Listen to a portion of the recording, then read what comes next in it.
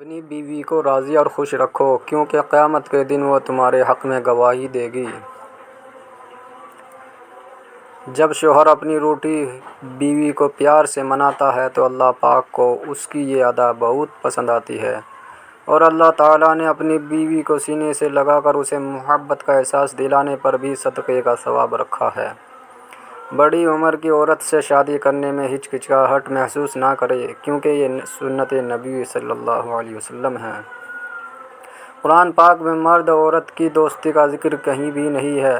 اس متعلق اللہ پاک نے فرمایا ہے، اور جو تمہیں پسند ہو اس کے ساتھ نکاح کرو۔ ایک وفادار مرد کبھی بھی عورت کو ملنے کا نہیں کہے گا، چاہے وہ پبلک پلیس پر ہی ہو۔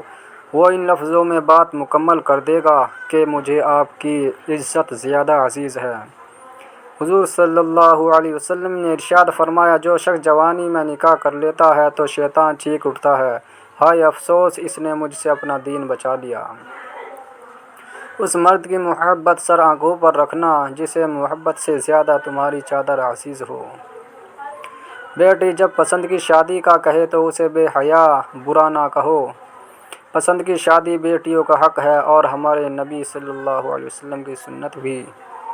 ایک اچھا مرد پوری دنیا فتح کرنے کے بعد بھی اپنی ایک من پسند عورت کے آگے سر جھکا لیتا ہے، اسے کھونے سے بہت ڈرتا ہے۔